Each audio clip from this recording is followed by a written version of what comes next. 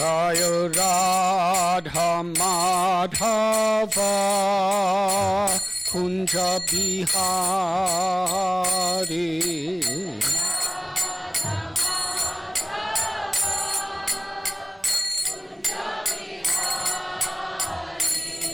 Jaya Radha Madhava Kunja Bihari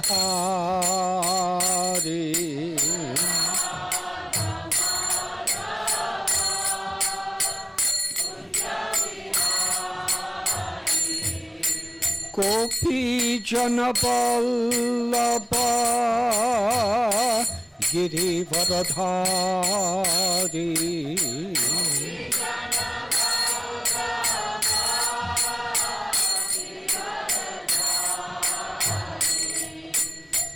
Yasodanandana Prajachanaranjana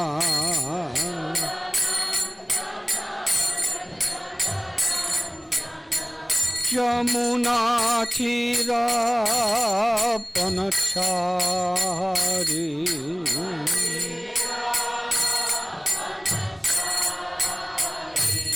Jaya Radha Madhava Kunja Bihari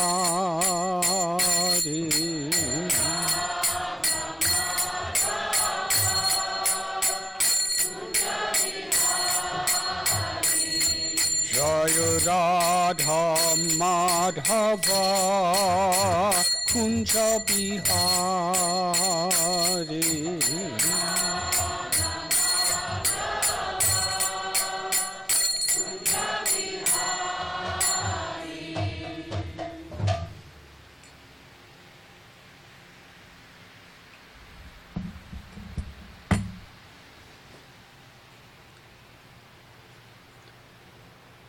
Om Jnantimidandasya Jnananjana Chalakaya Chakshurun Milidham Jena Tasmai Sri Gurave Namaha Nama Om Vishnu Padaya Krishna Prestaya Bhutale Srimate Bhaktivedanta Swami Niti Namine Namaste Saraswati Deve Gauravani Pracharine Nirbishesha Shunyavadi Paschatya Deshatarine Vanshakalpatarubhyascha Kripa Sindhubhya evacha Patitanam Bhavanibhyo Vaishnavebhyo Namo Namaha Sri Krishna Chaitanya Prabhu Nityananda Sri Advaita Gadadhar Srivasadi Gaura Bhakta Vrinda Hare Krishna Krishna Krishna Hare Hare Hare Rama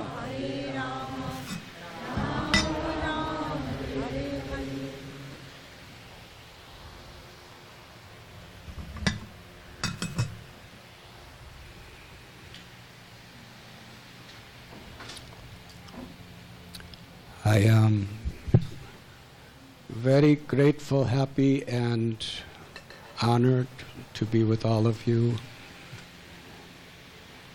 in this great city of SanDiego, Shri Radha Giridhari Temple. My special gratitude to His Holiness Badri Narayan Swami Maharaj, to His Grace Dravida Prabhu, His Grace Shashtivar Prabhu, and each and every one of you for being here tonight.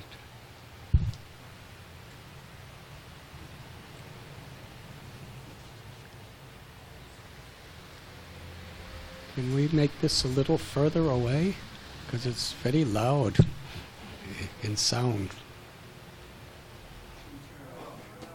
Turn it up, yes. Yes, very nice.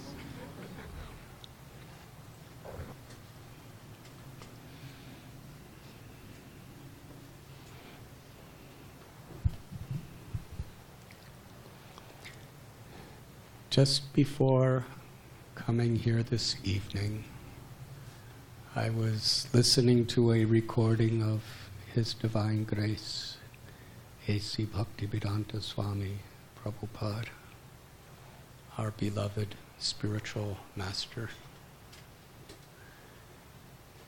He was telling how the Bhagavad Gita is an introduction to the Srimad Bhagavatam. And then he explained how this is.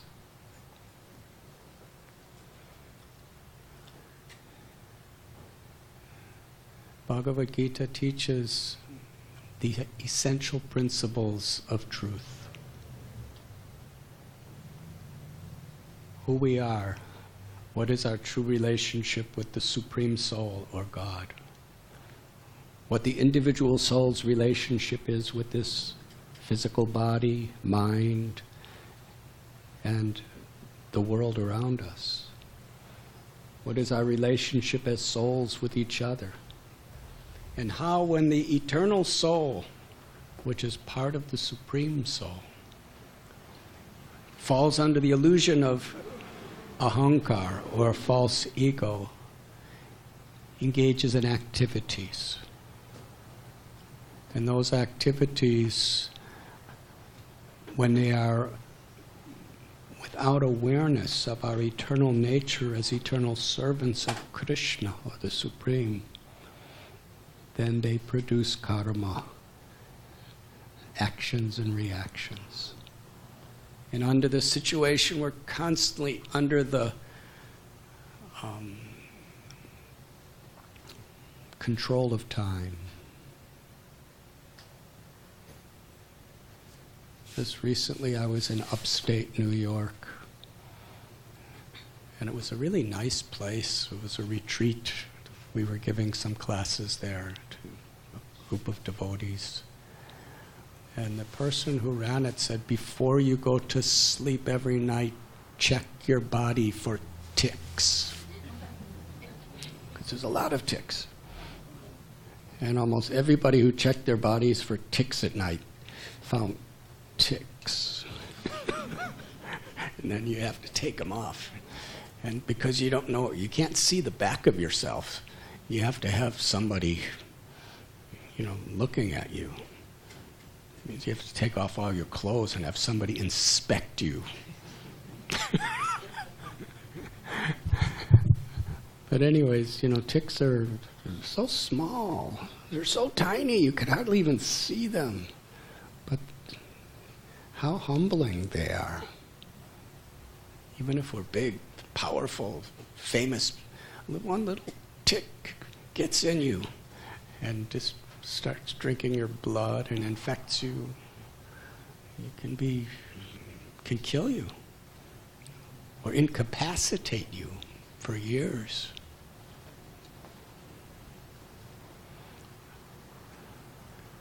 So time is like that. Every second is so powerful. It's taking away our life. Maybe that's why clocks go tick-tock, tick-tock. Because they're draining our life away every second. And therefore we should be very careful how we utilize every second. To invest in, and that is really our most important choice in life, whether we choose to utilize these precious little seconds as they're tick-tocking away our life, either to grow spiritually toward our eternal true identity, or to just lead us forward toward inevitable death. The Srimad Bhagavatam tells that with every rising and every setting of the sun, we're actually one day closer to death. But for those who use their time to hearing and chanting the truth, the wonderful teachings and glories and names of the Supreme Personality of Godhead, who engage their lives in the loving service of the Lord, with every day, with every moment, we're closer to eternal happiness, eternal life. So Bhagavad Gita was spoken on this battlefield in a context where Arjuna was in a state of great urgency. He saw on both sides there were friends, there were relatives, and there was conflict between them. Duryodhana and his brothers were usurping, they were exploiting, they were trying to destroy the Pandavas. And with the help of Krishna, they tried everything to avoid this battle. But the other side, the Kurus, they were so adamant in their selfish, envious, exploitative pursuits. But here was Arjuna. He disagreed with them, he was mad at them, but when he saw them all assembled, he was feeling something very different. You know, so what we disagree, and so what they've done all these nasty things. Still, we're family. Maybe we shouldn't fight. But it was just something that couldn't be avoided.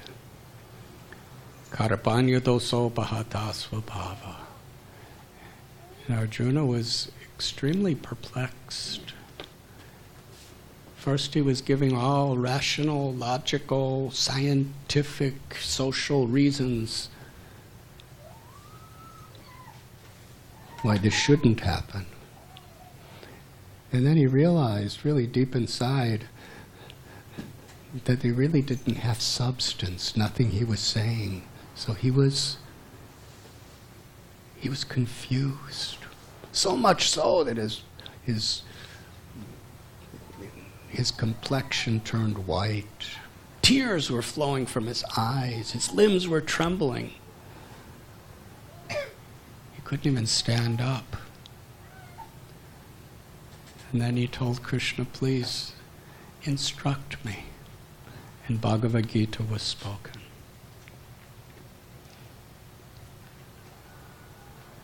And Srila Prabhupada and our acharyas, they tell that if we want to understand the Gita as it is, we must follow in the footsteps of those who understood it. In other words, we have to emulate the spirit of Arjuna. It wasn't a scholarly examination of philosophy. It wasn't curiosity. There was hunger, a need. There was an eagerness.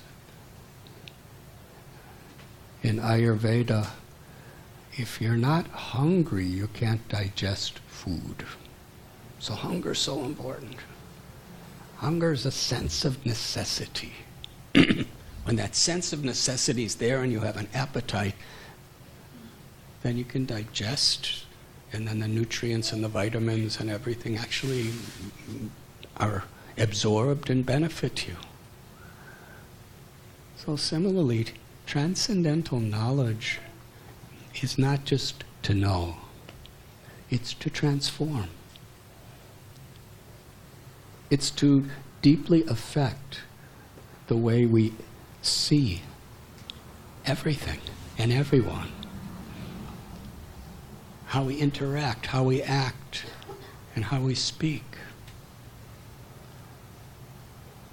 So Arjuna, when he was listening to Krishna speak, he was digesting everything so deep because he understood there is such a necessity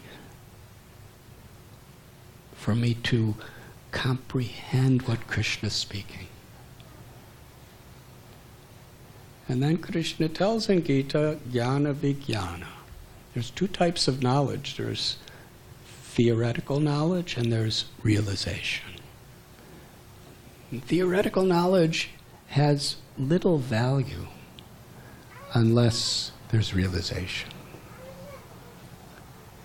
Something like, back when we were young, we used to have road maps. Does anybody today even know what a road map is? It's made out of paper, and it shows, what the streets and what the states. And today, it's called GPS. So you have GPS. I don't know what it stands for, but it tells you where to go. And if you have a GPS and you set the exact correct address of where you want to go, then you have to start driving and follow it. Unless you type in the right address, you're never going to get there. So you have to type in the correct address, and then you have to follow those instructions. And through following, you reach the destination. But sometimes you get spaced out. I've seen. You're driving in a car and the GPS tells you after 500 feet, turn right. It's usually a female voice. But I'm not going to try to imitate a female voice. Nobody will take me seriously. And then you're driving, 500 feet, turn right. And then after 200 feet, turn right. You're driving. After 20 feet, turn right. And you're driving. And then you get spaced out, and you miss it. You get distracted for whatever reason. There's limitless ways to be distracted in this world. And you drive past it. And then you'll hear the voice say, recalibrating, recalculating. And it says, now you have to turn left after, 500 feet. So that's the way our spiritual life is. We have to understand what our destination is. And then we need a compass to bring us in that direction.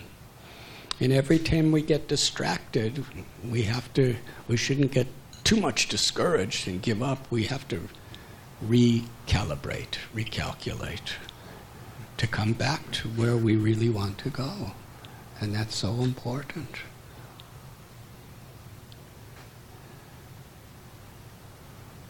So to follow, to understand the truth, and then to follow the path that leads us to that truth is Dharma. But because there is so many distractions and temptations and fears within life, we have to actually really want it. We have to understand the necessity.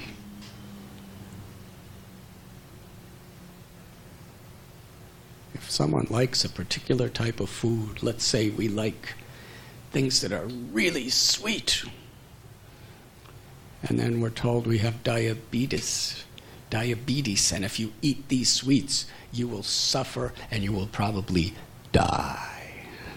Yes, we know people who that's their situation. So they may like it, but they understand this is not good for me, so somehow or other, tapasya, tamstatiksha svabharata, they tolerate that urge, and they eat Karela or something else.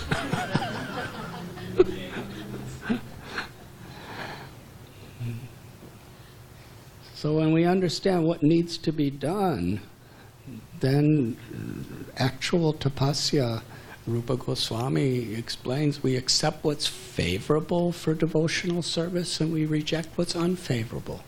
We accept what helps us to move forward toward our goal, our sandhya. There's the sadhaka, the sadhana, and the sandhya. There's a devotee who's the practitioner. Then there's the process by which we make progress toward our goal. The goal is the sadhya. So this practice is so important. So Arjuna, he heard the Bhagavad Gita, he was transformed, and then he followed what Krishna spoke. Sarva dharman parityajya mam ekam sharanam vraja aham tvam sarva papebhyo mokshayishyami masacha. Krishna explains there are so many different types of dharma. I've already explained many different aspects of dharma in Bhagavad Gita. Ultimately, the culmination is sharanagati, to take shelter of the Supreme Lord and to surrender to the will of the Supreme. Manmanabhava madbhakto madhya shimnam namaskuru mami vaishashi shatyam te pratijani priyoshime. Always think of me, become my devotee, worship me and offer your homage to me. In this way you will come to me without fail.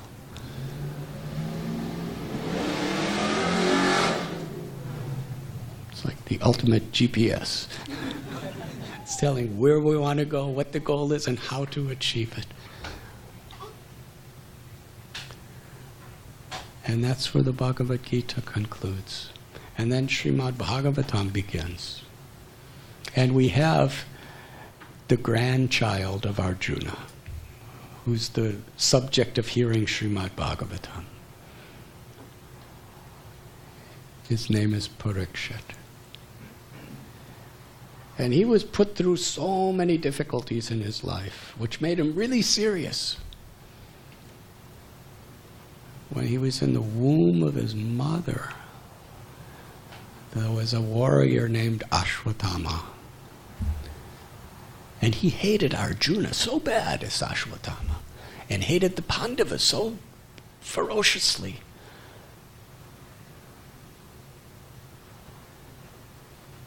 That he killed the 5 children of Draupadi when they were practically sleeping. And there was only one other heir who was in the womb of Uttara, the mother. And he sent this incredibly powerful, precise, mystical weapon called Brahmastra to kill the child in the womb. And the mother, she saw this weapon coming. It was like effulgent with light coming right at her. It was like an atomic weapon that was so precise it could come right in and kill the embryo. And she loved her child. She understood she was helpless. And as a mother, she cried out for Krishna, please protect my child. And her motherly love invoked Krishna to appear within the womb from the heart of the lady. And he neutralized the Brahmastra and protected the child. And this little baby saw Krishna. He was aware. He saw the form of Govinda manifest within his mother before his eyes to save his life. And he was so attracted to that form. He surrendered. And he was looking for that form when he was born. Nothing in the world really attracted him because he was attracted to Krishna. Prahlad Maharaj was similar to that. He didn't see Krishna in the womb. He just heard about Krishna in the womb. But both situations had a similar effect. Because whether we're experiencing Krishna who's transcendental through sound vibration, through mantras, through katha, explanations of his instructions or his pastimes, or whether we're seeing with our eyes, Krishna's all attractive. Parikshit Maharaj came out of the womb and was just looking for Krishna, looking for opportunities to serve Krishna. And when he was just a little child, he was so eager to get little deities of Krishna. And Srila Prabhupada explains, just like Maharaj Parikshit, when I was a little boy, I had little deities of Radha Govinda that I would worship. So I was remembering Krishna my whole life. Little Prahlad Maharaj heard Narada Muni speak about Krishna, and he was so attracted to Krishna. Even though his father, Hiranyakashipu, was offering him everything anyone in this world would want on the material platform, power, wealth, every type of enjoyment, control over others, he only wanted to humbly serve Krishna and remember Krishna. Param Dristvani Vartatai, because he experienced this higher taste. So here is Parikshit Maharaj. He's now, as he grows older, he becomes king. And what type of ruler he was? He was everyone's servant. We hear about servant leadership. He was such a personification of that principle. Sarvaloka Maheshwaram, Bhoktaram Yagyatapasam Sarvaloka Maheshwaram. He saw everything as the property of Krishna, of God. Therefore, he had no inclination at all to exploit Samsadir Haritoshanam. His joy in life was to please Krishna. Srimad Bhagavatam describes when you put food in your stomach, it satisfies all parts of your body. And similarly, if you put water on the root of the tree, that water extends to every part of the tree. So when we actually please Krishna, we become completely pleased, and we actually have the power to truly please the true selves in others. The state of mind is explained in Bhagavad Gita. Brahma bhuta prasanatmana sochati na kankshati samasarveshu bhuteshu madbhaktim labhate param. When one actually is in a spiritual platform, Brahma bhuta, then nasochati nakangshati. We don't hanker for things we don't have, and we don't lament for things that are lost. Why? Because we're Atmarama, we're self-satisfied. In that self-satisfied state, instead of hunting, searching, longing, yearning, trying to get more and more and more to feed this ferocious appetite of the ego, which is never satisfied. We're self-satisfied. And then our enthusiasm, our determination is in how we can share that with others. Brahmabhuta prasanatmana sochati na samkangshati samasarveshu bhuteshu.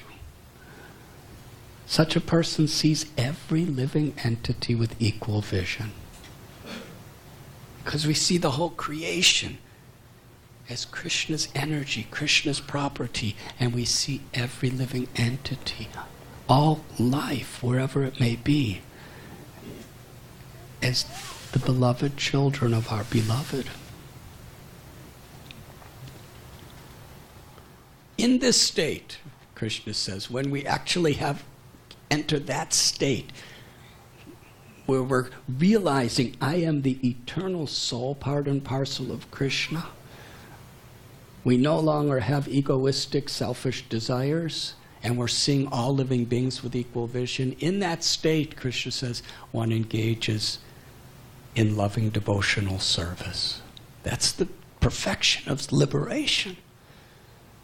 Sri Chaitanya Mahaprabhu, he began his teachings to Sanatana Goswami with a foundational principle.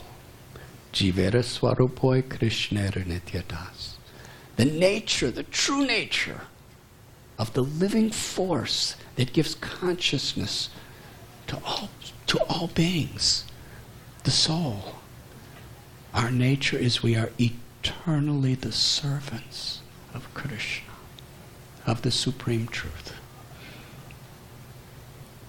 So when we have some realization of this, then our joy, our purpose is to serve in whatever situation we're in. Chaitanya Mahaprabhu prayed, Naham vipro nacha narapatiranapi vaishyo na shudro. I'm not a brahmana or a kshatriya or a vaishya or shudra. I'm not a brahmachari or grihasta or vanaprastha or sannyasi. And actually this can be extended to all different roles we play. He's speaking specifically about the varnas and ashrams, but it means, you know, I'm not a man or a woman. Ultimately, I'm not a doctor or a lawyer or a farmer or a swami.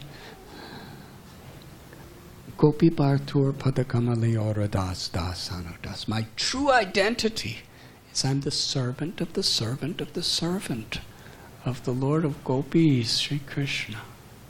That's our identity. So here is Maharaj Parikshit. He's not only a king, he's emperor. He had unrivaled rulership over the world. But he didn't consider anything to belong to him. He was caretaker for Krishna's property, caretaker for Krishna's children. His duty, Srila Prabhupada, oftentimes he would speak, Sarve Sukhino Bhavantu. Prabhupada said, this is the purpose of all the Vedic literatures. Let everyone be happy. The first time I heard Prabhupada speak this was on a recording, which was such an unlikely place to hear it. Because at that time I was a brahmachari. And as a brahmachari, we used to hear so many convincing arguments why to stay a brahmachari. That means a celibate monk. So here I hear Prabhupada. It's a recording. It's a lecture at someone's marriage. And Prabhupada said the purpose of marriage is sarve sukhino bhavantu. The purpose of marriage is to become happy. That was pretty radical.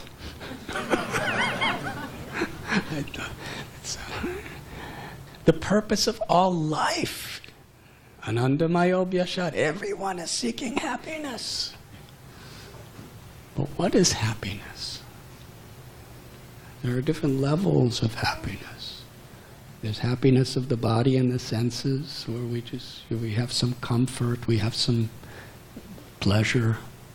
There's happiness of the mind, when we find some peace or some encouragement, or some people think that their happiness is when they're...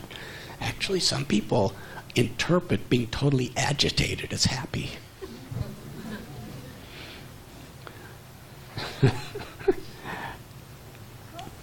But then there's the happiness of the true self. Happiness of the heart is to love and to be loved. And the happiness of the self, the jiva, the soul, is to be reconnected with the Supreme Soul, or Krishna. Happiness of the self is param drispani vartate. Happiness is samsadir haritoshanam. It's that higher taste of pleasing Krishna. That's the nature of love. Ahoitaki apradihata. When love is unmotivated and uninterrupted by egoism or selfishness, and it's not disturbed by circumstances, then in whatever situation we want to serve, we want to please Krishna. And this ahoitaki apradihata, whatever circumstance. At initiation we chant this mantra, Om apavitra pavitro va sarvavastam gato piva yasmaret pundarikaksham sabhayabhyantarasuchi. Whether one is pure or not pure, or even passing through all situations of life, one who remembers the beautiful Supreme Personality of Godhead becomes purified within and without.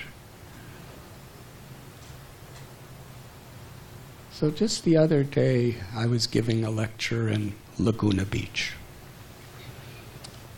It was their Rath Yatra. And for those of you who know Tukaram Prabhu, the president of Laguna Beach, he really keeps you busy.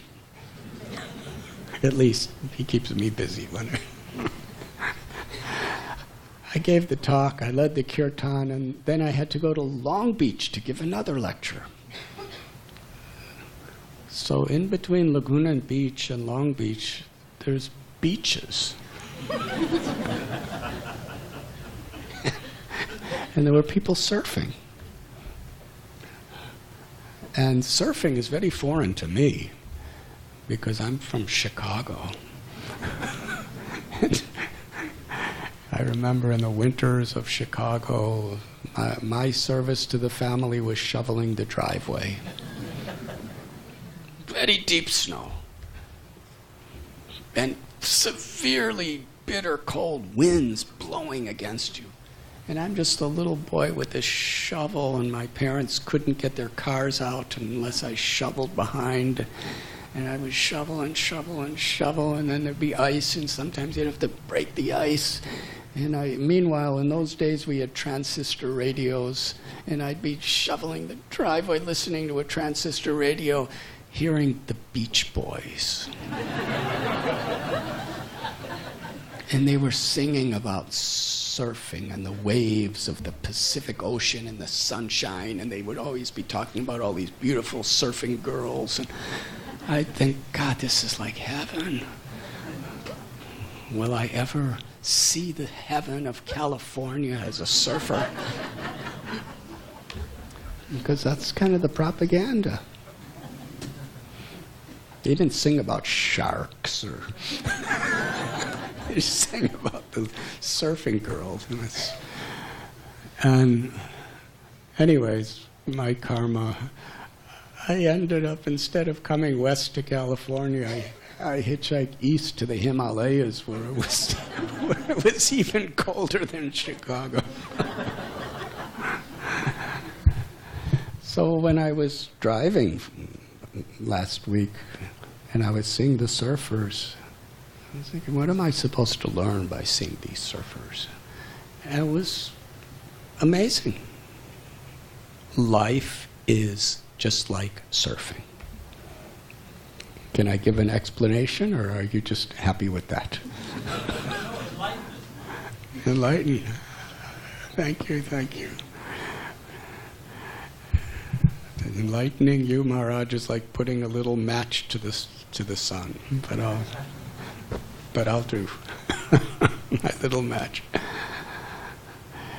Life is like surfing, because when a surfer's on a wave, he can't always change the wave. You know, the wave is what it is. And in life, some things we have control over changing, but most things we just don't. And the wave that comes upon us, we need to adjust ourselves to stay on top of the wave and keep moving forward. Otherwise, you go under the wave. So material nature is so much out of our control. Just like we were giving the example of time.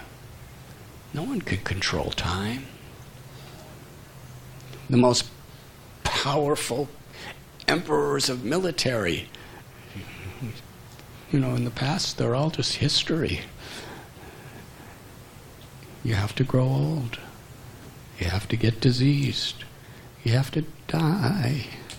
And however athletically great we are, time is going to weaken us. It's just a matter of time. How people treat us. There's honor and dishonor, happiness, distress, pleasure, pain, success, failure, victory, defeat, peace, war. I'm not going to be political. There's Democrats, Republicans. So many, you know, it used to be they kind of worked together, but now it's like dualities. And many of these things we just don't have control of. But we adjust ourselves in such a way that we're making progress. And that is why Krishna tells, in whatever situation we're in, ahoitiki apratihata. Whatever situation comes, we continue our service. And there's a beautiful recording where a guest, he may have been a professor, he asked Srila Prabhupada, how is it that tam statikshasva bharata matra sparashasta konteya sitos na sukha dukkata agamapayano nityas tam statikshasva bharata. Krishna's telling Arjuna that the non-permanent appearance of happiness, distress, honor, dishonor, pleasure, pain, all these things, they're coming like the winter and summer seasons. You can't control the seasons. It's like right now in Mumbai, where I'm going soon, it's the monsoons. If you've ever been to the monsoon season in Maharashtra, it's so much rain. Sometimes the whole city is flooded. I remember our Radha Gopinath temple, it usually happens once or twice a year. You look out from our balcony where the temple is, and you look out to the street, and there's people in boats going down the street because it's totally flooded, you know, sometimes up to your waist with water. What are you going to do about that? If you're a billionaire, or if you're just sleeping in the street, you can't change it. But you can adjust yourself, you can prepare yourself. You could have a raft. That's adjusting to unavoidable situations. So Krishna's telling Arjuna, you should tolerate without being disturbed. Whatever happens, that means you have to adjust yourself to whatever situation comes. Like having a strong foundation. A few weeks ago, I visited Las Vegas. I went to visit somebody who was very ill. But while I was there, I went to the ISKCON temple and gave a lecture. It's a beautiful new temple. And so many people were there. And I gave a talk and I gave a kirtan. And everyone was really just waiting for me to end to eat prasad.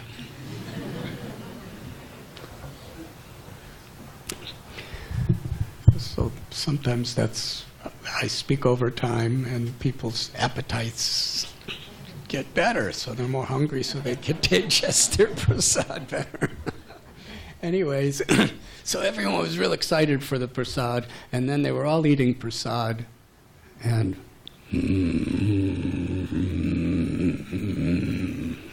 like that. People started screaming and running outside the building. It was an earthquake. That earthquake that it really shook Las Vegas. And I got kind of nauseous because I'm not so accustomed to earthquakes. And the building was shaking and the floor was going like this, and they have a good foundation in that temple because I'm here. But some people did run away.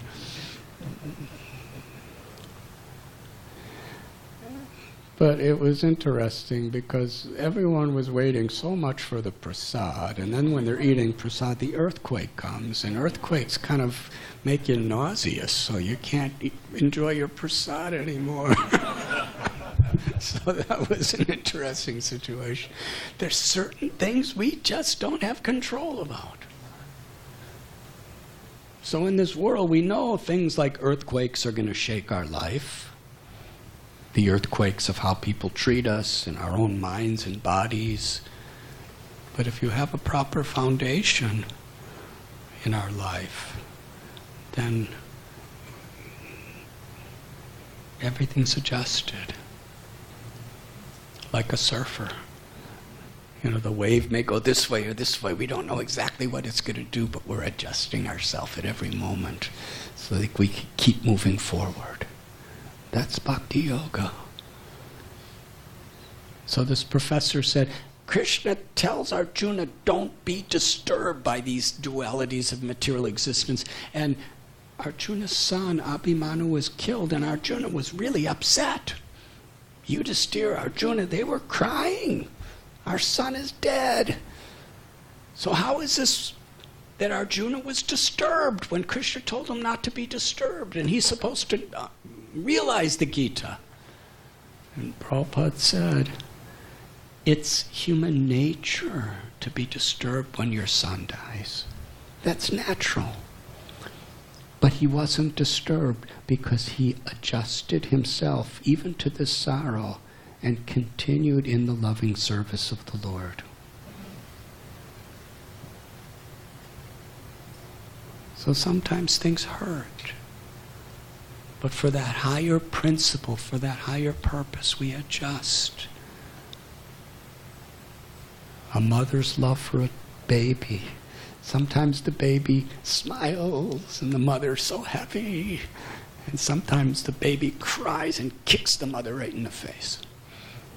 But the mother does the same thing either way. She adjusts to whatever mood the baby's in and just tries to make him happy or her happy. So whatever situation, the real joy of life is when we find our happiness in Krishna's happiness. So here was Parikshit Maharaj. He had everything. But akinchana gocharam. But he considered nothing's mine. As long as we think this is mine, we're subjected to so many complications, implications, and sufferings. But when we understand my abilities, my wealth, my influence, everything is Krishna's divine property. I'm a servant. Then we're liberated.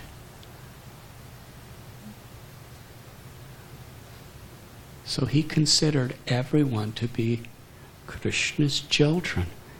And his whole purpose was to give everyone happiness. True happiness. spiritual enlightenment. Love for Krishna.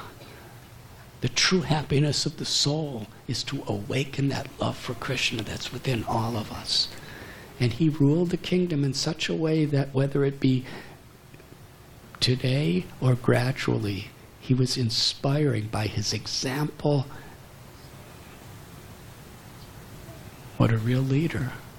How to be a servant of all in loving service to the Lord. And everything was going really well. There were so many challenges. He adjusted to every possible challenge with that intent always. And for all of us, when we have that sadhya, when we have that goal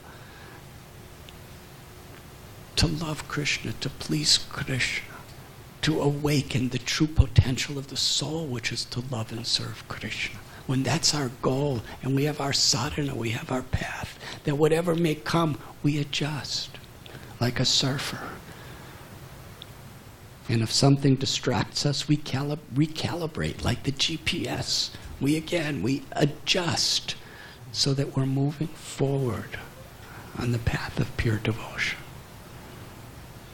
So he was doing all of that. And then he was cursed to die in 7 days. He made a little mistake. It wasn't without a flaw. He put a snake on the body of a rishi because he was angry with him. So it was a mistake.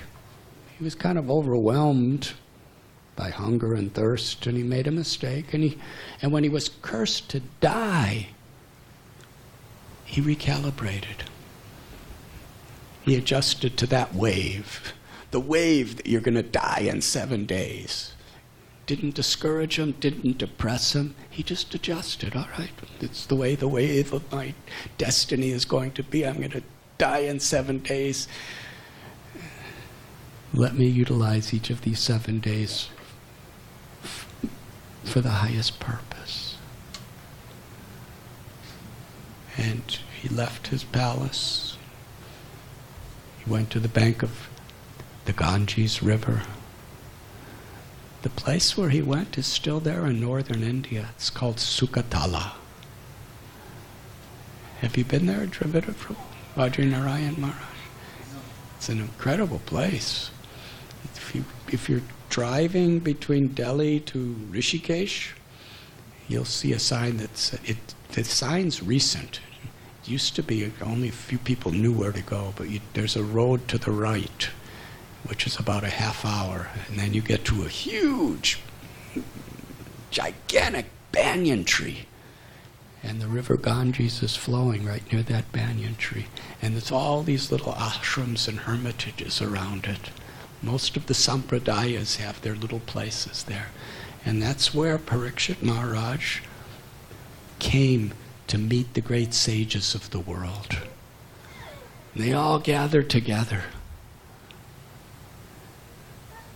We read about Vishwamitra, Vashishta, Gautam, Narada, Parasara, so many different rishis, Bhardraj, Muni. They were all gathered there because they wanted to help the king to achieve the highest perfection of life, of remembering Krishna.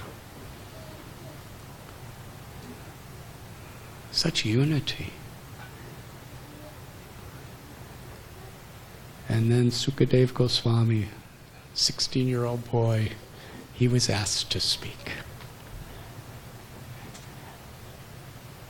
And in the 5th canto of Srimad Bhagavatam, in the story of Rishabdev, Sukadev Goswami tells Parikshit Maharaj that you are so fortunate. And now he's going to die in a few days. And Sukadev Goswami is telling him how fortunate he is. Sukadev Goswami is 16 years old. Means he has a long life ahead of him. Parikshit Maharaj has a few days to live. You are so fortunate. He said, Krishna's a member of your family. He's your well-wisher. He's everything for your family, your grandparents, Arjuna, Yudhisthira Maharaj, Bhima, Nakula, Sahadev. They were all so close to Krishna. Sometimes Krishna, in his love for your family and your family's love for Krishna, sometimes Krishna was your guru. Sometimes he was your worshipable deity. Sometimes he was your most intimate, loving friend. Sometimes he was your servant. The example, Yudhisthira Maharaj, Arjuna, they wanted to somehow or other make peace with Duryodhana, so they sent Krishna as the messenger to bring messages back and forth. And Krishna happily did that. And in Kurukshetra, Krishna said, I'm not going to fight on either side, but he took the role as Arjuna's charioteer. And what does a charioteer do? Follows instructions. Arjuna said, take my chariot here, and Krishna goes, takes chariot.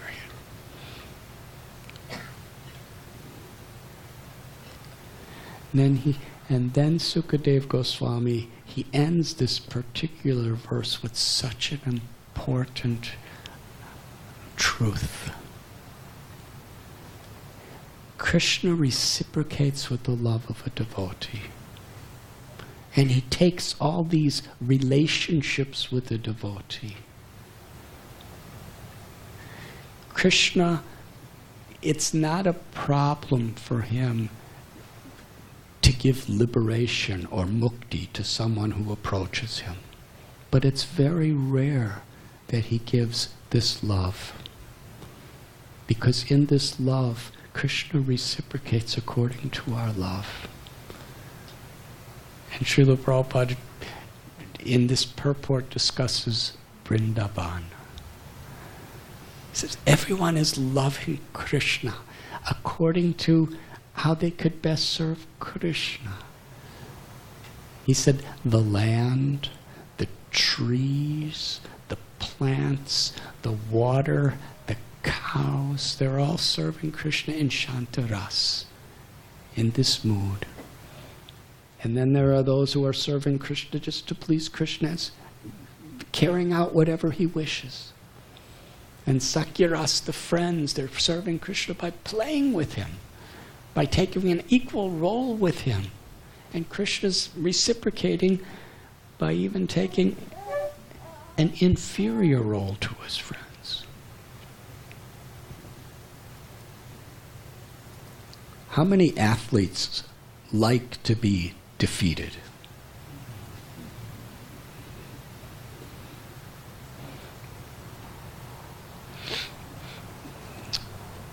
Krishna likes to be defeated. He will wrestle with Sri Rama, and Sri Rama will defeat him. And not only was Krishna defeated, but he would carry Sri Rama on his shoulders just to show everyone, I have been defeated. And the Gopas, the cowherd boys, were broadcasting everywhere around Vrindavan that Sri Rama defeated Krishna. And Krishna, yes, yes. He's happy. He's happy to be defeated by his friends. And sometimes he defeats his friends.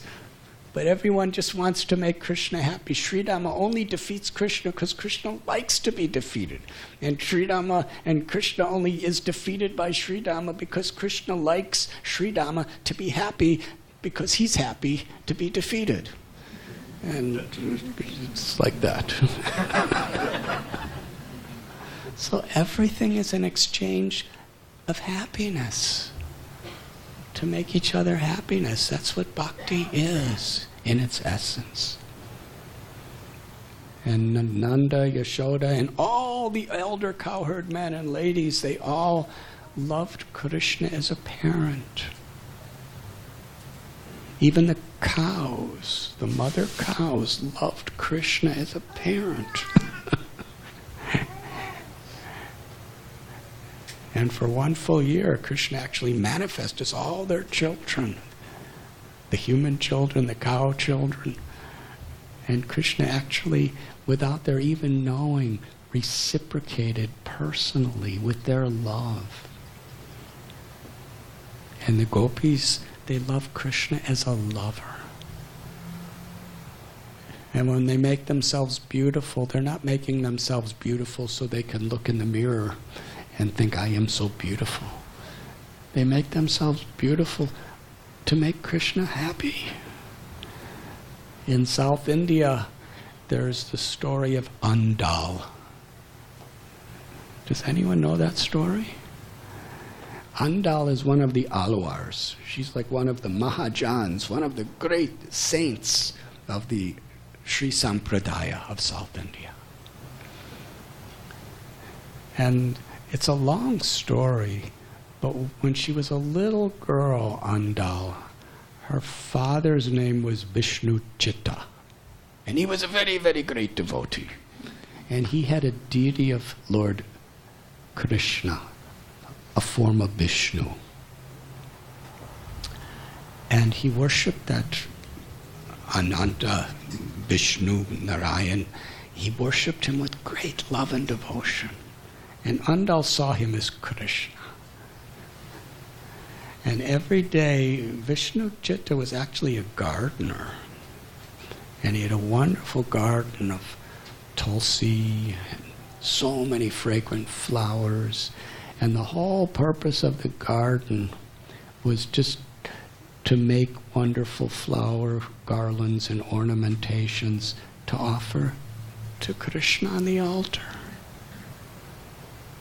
So what he would do is he would collect the most fragrant, most beautiful flowers that were just growing from Mother Earth, and he would make a wonderful garland, and he'd put it in the pujari room. And then later, when Krishna would wake up, he would go in, and he was the pujari. He would put the garland on Krishna.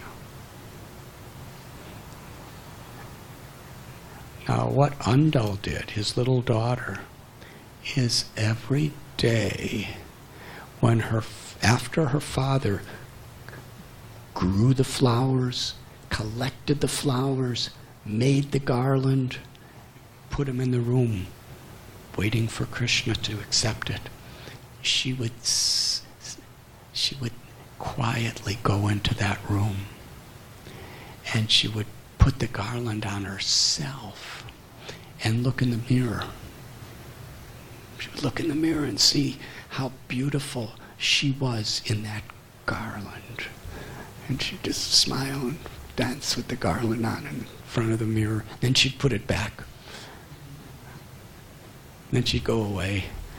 Then the father would come, not knowing she just did that. He'd pick up the garland, put it on Krishna. But one day, he came early, and he saw this little child, Andal, with the garland on her, in front of the mirror, smiling like this. And he became, oh no, what is she doing? And he said, how many times have you done this? She said, oh, Father, I do this every day. Said, every day I've been giving Krishna a garland that you wore? We're not supposed to do like this. And she said, okay. So he didn't offer the garland that day. The next day he came in with a new garland. And the deity of Krishna spoke to him. Said, I don't want your garlands. Why didn't you give me a garland yesterday? He said, because my little daughter wore it. He said, well, I don't want your garland today. And Vishnu Chitta was surprised. The deity never spoke to him like this before. He said, why don't you want it? He said, because Andal hasn't worn it. Don't you know that she's such a devotee? She puts on the garland and looks in the mirror and smiles and everything because she knows that makes me happy. She's only doing it for my pleasure.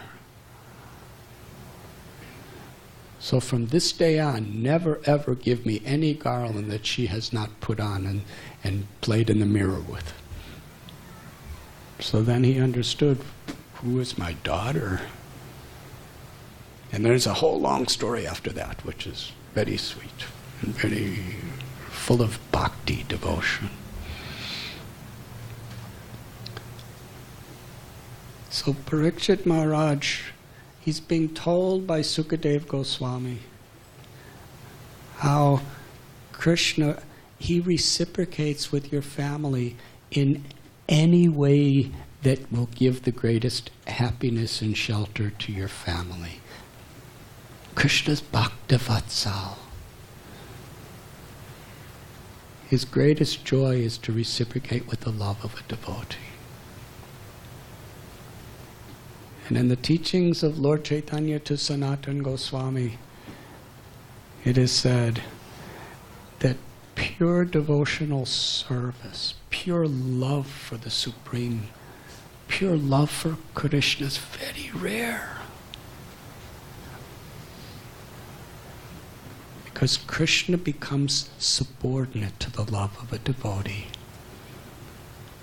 And that's most personified in Krishna's pastimes in Vrindavan.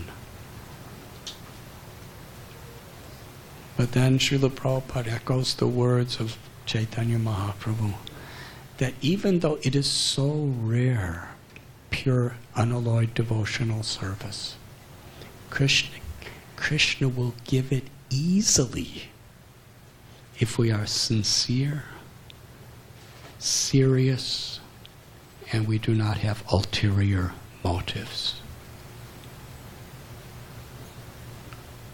And when Prabhupada would sit with devotees, so often he would plead with us, please take this Krishna consciousness very seriously. Take these instructions very seriously.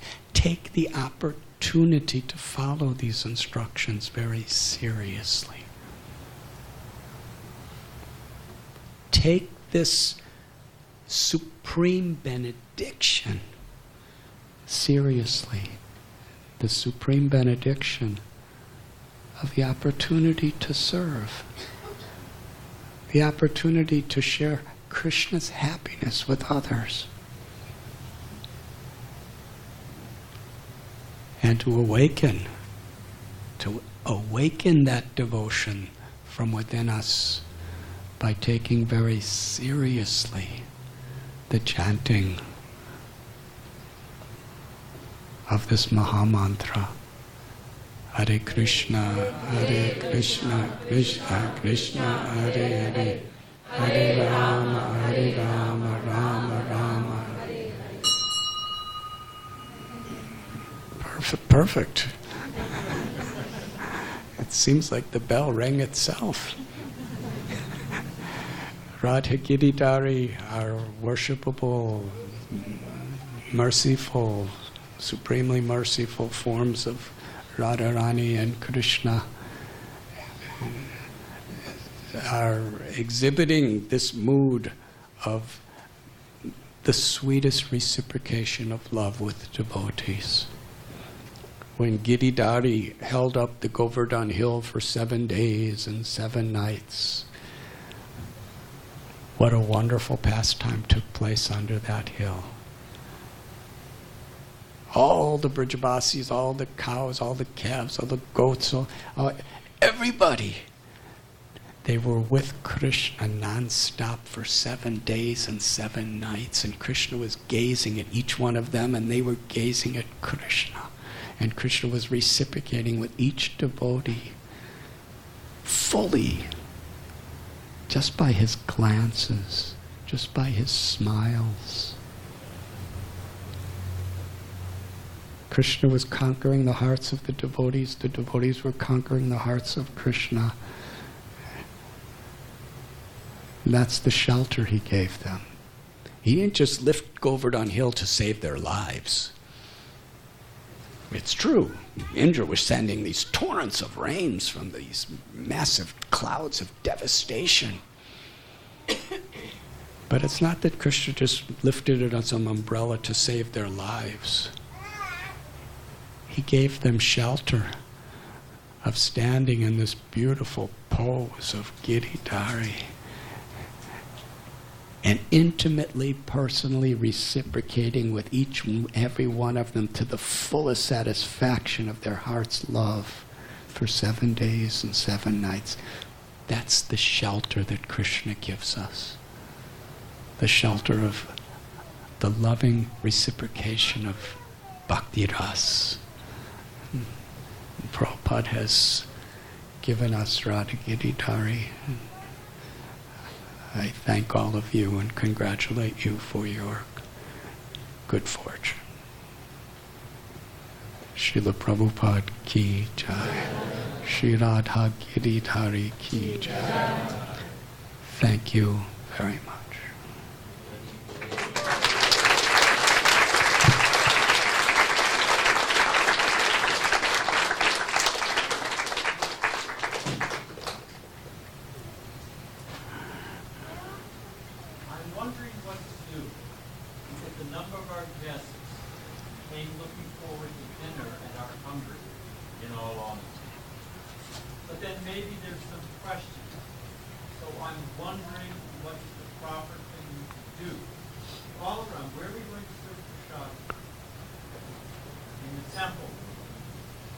Maybe like 10 minutes maximum. An American, not Indian, 10 minutes of questions. And if it's just 10 minutes, anyone who's hungry can wait 10 minutes. What do you think, Mara? Longer than that, their minds will be upset.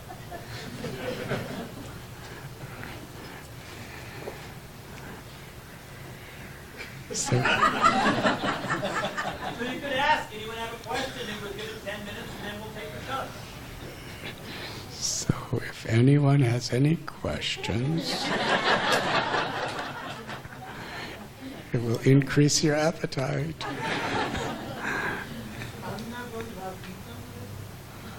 So, the question is, are we going to have kirtan today?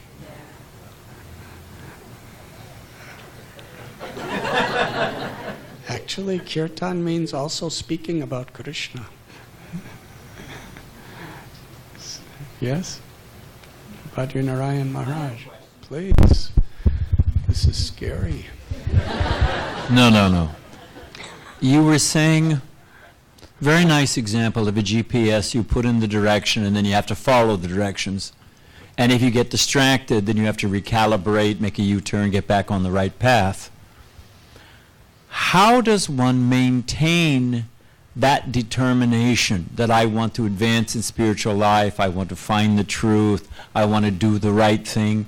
In many ways, it's easier just to coast. So how does one maintain that determination to actually achieve the goal? Hare Krishna.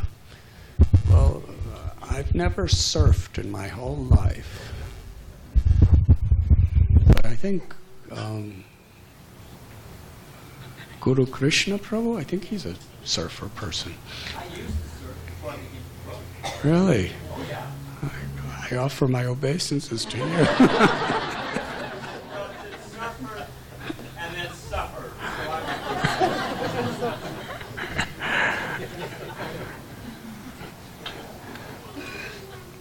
But you know, a surfer doesn't just coast. He or she really has to be, feeling what's the situation and adjusting the weight, adjusting everything, yes? You don't just stand there, you're like this. Otherwise you go under. And even if you go under, then you have to figure out how to get out of it. And then you go back. So,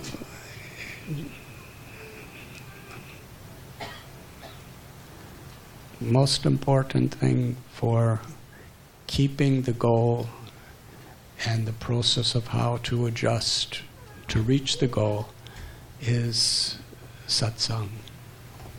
Satsang and sadhana.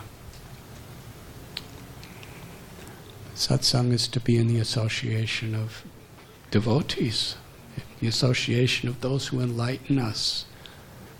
Because if you don't have faith in the GPS, you're not going to follow it. Yes. If you don't have faith that, yes, this is going to get, this, if you don't have faith that you want to get to that destination and this is going to bring me there, then you can easily be distracted. So it's very important, Shraddha, that we have faith in what is the goal of life. Am I this body or am I the eternal soul? Is the purpose and goal of life, is true happiness, is true meaning, to be selfish, to be egoistic, or just to be a nice person and then know that everything's going to die? Or is it to actually awaken our true potential, our love for Krishna? And this is how to do it. Saravana kirtana smarana bandhana pada sevana dasyane pujana saki jana atma nivedana. There's 9 processes of bhakti. But before, in this beautiful poem, before Govinda Das tells about the 9 processes, he talks about the importance of the association of devotees, satsanga. Sri Chaitanya Mahaprabhu made this sadhu sangha, sarva sastra koi lava matra sadhu sangha sarva siddhi hoy. The basis for our Krishna consciousness is our faith.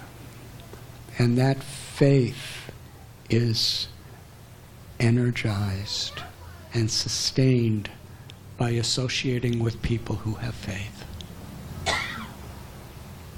By hearing and chanting in the association of those people who have faith is what actually keeps us focused on our goal. Srila Prabhupada, out of his great compassion for us, he gave us all these books. And I remember one of the first times I met Prabhupada in America. I first met him in India on many occasions, but in America it was in New York City. And he was giving a class in the temple of Radha Govinda. It was in Henry Street. And he said, "You are distributing my books, but are you reading my books?" He gave an example. If you're giving a book to someone and somebody says, "Oh, this is a good book," and you say, "Yes," and he asks you, "Oh, do you read it?" He said, No, I only sell." Will they have faith in you? Will they have faith in the knowledge? So when we're in the association of people who actually follow and who are sharing this knowledge, when we read Srila Prabhupada's books, when we share the knowledge among each other, it energizes, nourishes our faith in what is really the goal of life and how to achieve it. Hearing and chanting in the association of devotees gives us determination.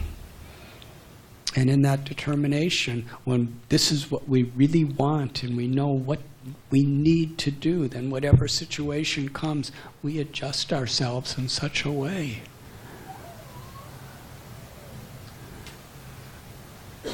And Prabhupada writes in one purport that the purpose of all of our temples in the Krishna consciousness movement is to give people the opportunity to associate with devotees.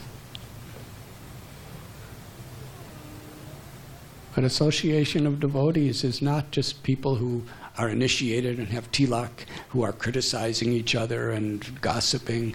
That's not association of devotees. Sravanam Kirtanam Vishnu. Association is when we're actually truly well-wishers of each other, and we're trying to uplift each other, and we're discussing Krishna and subjects of service to Krishna. And we're chanting the holy names, and we're taking prasad together. And I think 10 minutes has expired. So everyone, please take prasad to your full satisfaction. Does that answer your question, Maharaj? Very well. I'm very grateful. Thank you.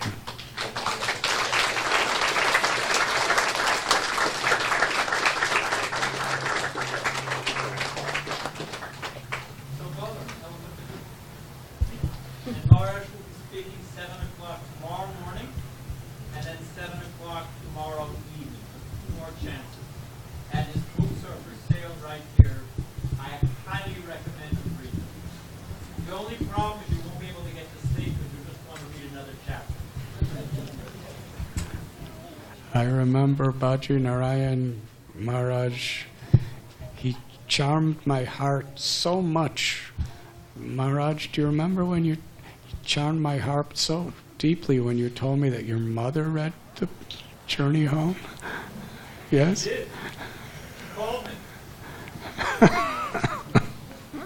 So some little save I've done for you in my lifetime.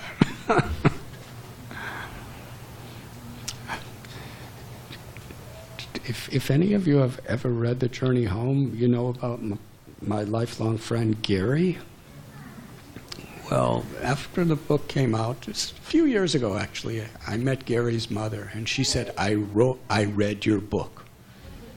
She's like 92 years old. He's just waiting for it. And I said, oh, I was wondering, because it's a pretty weird story, actually. And she's from a whole nother generation. So I said, did you like it? The answer is quite amazing. She said, this is Gary's mother. She said, how could I not like it? It's all about my son.